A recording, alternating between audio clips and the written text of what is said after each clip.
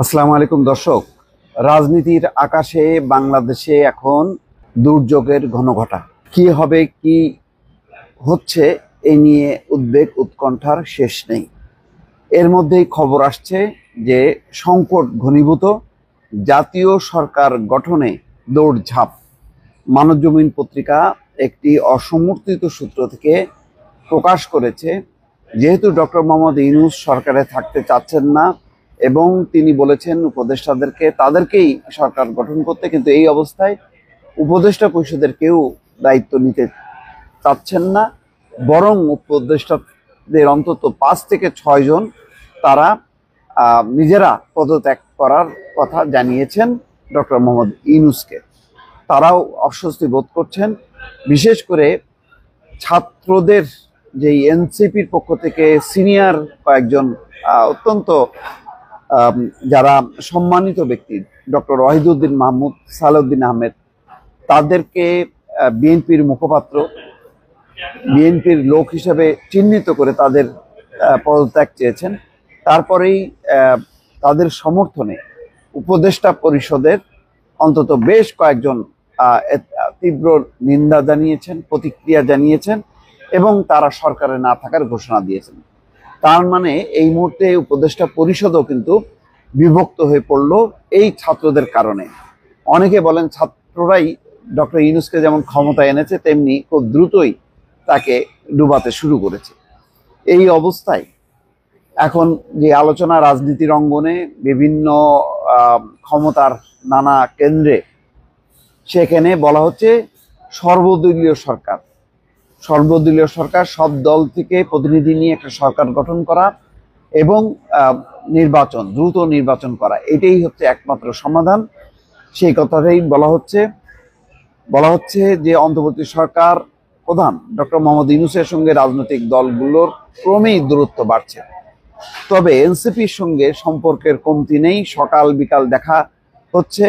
দায়িত্বশীল সূত্রগুলো বলছে গত 4 দিনে একটানা চেষ্টা করেও প্রধান উপদেষ্টার সঙ্গে বিএনপি সাক্ষাৎ পেতে ব্যর্থ হয়েছে। জামাত ইসলামীর তরফেও বারবার সর্বদলীয় বৈঠক আহ্বানের তাগিদ দেওয়া হচ্ছে, কিন্তু কোনো অনুরোধেই তিনি সাড়া দেননি। ওইদিকে বিএনপি এবং জামাতের মধ্যে দূরত্ব কমেছে। তারা দুপক্ষই একমত হয়েছে যে তারা সম্মিলিতভাবে এগোবে এবং যাতে নির্বাচন ভেস্তে না যায় এবং নির্বাচনের বাইরে অন্য যে কোনো পরিস্থিতি দেশকে বিপদে ফেলাবে।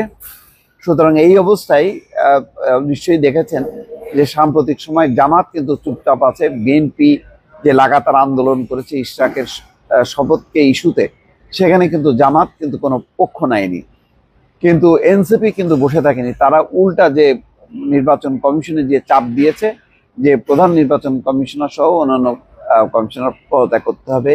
এর মধ্যে বিএনপি বলেছে যে রাজনীতির সাথে সংশ্লিষ্ট অন্তত 2 জন উপদেষ্টা, আসিফ মাহমুদ এবং মাহফুজ আলম পদত্যাগ করতে হবে, আর জাতীয় নিরাপত্তা উপদেষ্টা খলিলুর রহমান তাকে পদত্যাগ করতে হবে। সাথে সাথে এনসিপির পক্ষ থেকে আসিফ নজরুল, সালাউদ্দিন আহমেদ এবং ওয়াহিদুদ্দিন মাহমুদের পদত্যাগ দাবি করা হয়েছে। এই যে একটা পরিস্থিতি, এই পরিস্থিতিতে একেবারেই তছনছ অবস্থা।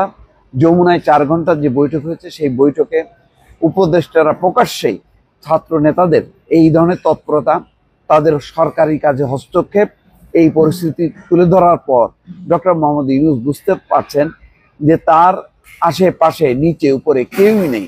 এনসিপি সরকারকে ডুবাচ্ছে, অন্যদিকে রাজনৈতিক দলগুলোর সঙ্গে তার দূরত্ব বাড়ছে। এমন পরিস্থিতি অনুধাবন করে তিনি যেটা চেয়েছিলেন যে একটা সুন্দর নির্বাচন দিয়ে, সংস্কারের মধ্য দিয়ে একটা নির্বাচন দিয়ে সরে যাওয়া বা একটা লম্বা সময় থেকে দেশের একটা পরিবর্তন আনা, সেই পরিস্থিতি সম্ভবত আর সম্ভব হচ্ছে না। কেননা তাকে সাপোর্ট করা যেই শক্তি এনসিপি অত্যন্ত ম্যাচুরিটি শো করেছে এবং তাদের কারণে বিএনপির সঙ্গে জামাতের সঙ্গে সরকারের দূরত্ব বেড়েছে।